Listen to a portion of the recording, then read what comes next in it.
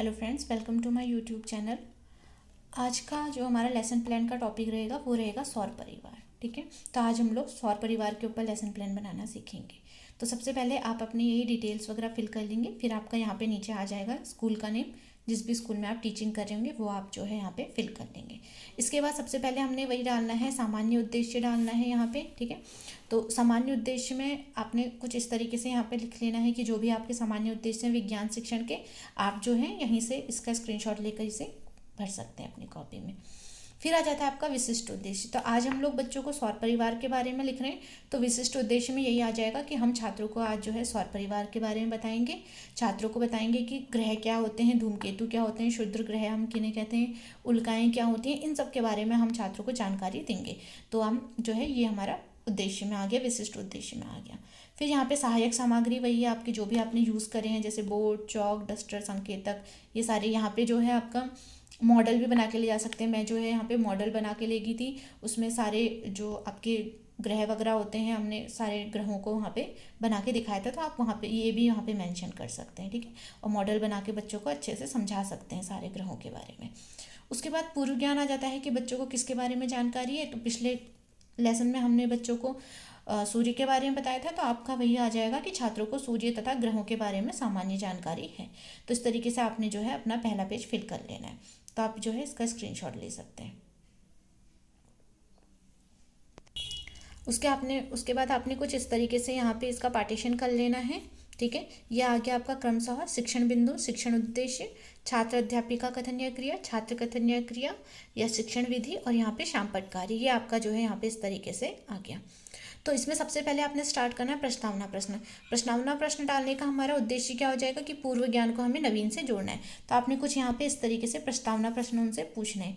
इसमें आपका वही लास्ट में एक ऐसा क्वेश्चन आएगा जो बच्चों को पता नहीं होगा, वो उनके लिए समस्यात्मक हो जाएगा। हमने फिर वहीं से अपना आगे को टॉपिक पढ़ाना है बच्चों को। तो इस तरीके से आप उनसे जो है प्रस्तावना प्रश्न यहाँ पे पूछ सकते हैं। इसका आप जो है स्क्रीनशॉट ले सकते हैं। ठीक है, इसके बाद आ जाता है आपका उद्देश्य कथन।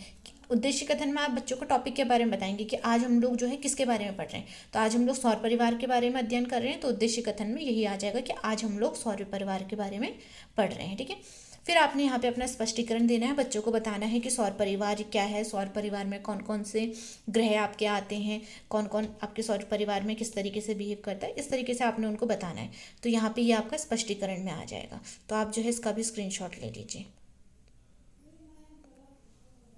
सबसे पहले हम लोग सूर्य के बारे में बताएंगे, तो यहाँ पे उनसे सूर्य के बारे में आप उन्हें बता सकते हैं। ठीक है, और इस टाइम पे बच्चे आपको सभी ध्यानपूर्वक सुन रहे होंगे। तो क्रिया में आ जाएगा आपका छात्र कथन, क्रिया में आ जाएगा सभी ध्यानपूर्वक सुनेंगे। और विधि क्या आ गई आपकी, व्याख्यान विधि आ गई। ठीक है, इसका आप स्क्रीनशॉट ले लीजिए। फिर हमारा आ जाता है विकासात्मक प्रश्न। यहाँ पे आप उनसे फिर क्वेश्चन पूछेंगे जो आपने पढ़ाया है, थोड़ा उसी से रिलेटेड पूछ लेंगे और थोड़ा नए पूछ लेंगे क्वेश्चन, जिससे आप नए टॉपिक को उनको बता सकें। तो ये विकासात्मक प्रश्न आ गए कुछ इस तरीके से। विधि आ गई आपकी प्रश्नोत्तर विधि। और यहाँ पे जैसे हमारा आ रहा है क्या आप ग्रहों के बारे में और कुछ बता सकते हैं, तो बच्चों को ग्रहों के बारे में ज़्यादा कुछ नहीं पता होगा, वो उनके लिए समस्यात्मक हो जाएगा। तो अब आप उनको एक एक ग्रह के बारे में यहाँ पे बताएंगे। तो ये आपका ग्रह के बारे में आ जाएगा, यहाँ पे स्पष्टीकरण आप उनको देंगे। इसका स्क्रीनशॉट ले लीजिए आप लोग।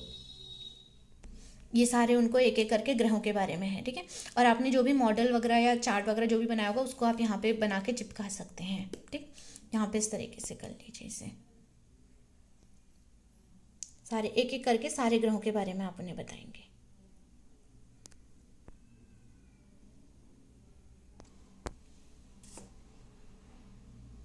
और बच्चे आपको यहाँ पे ध्यानपूर्वक सुन रहे होंगे, तो वही यहाँ पे आ गया छात्र ध्यानपूर्वक सुनेंगे।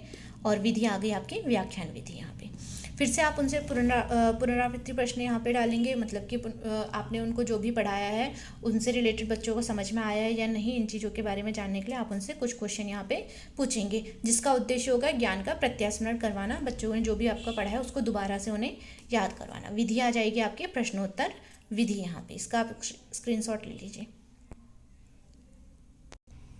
ये आपका शामपट कार्य, और वो आप उनको बोलेंगे कि अब जो भी आपने बोर्ड में लिखा है वो सब यहाँ पे बच्चे उतार लेंगे अपनी कॉपी में।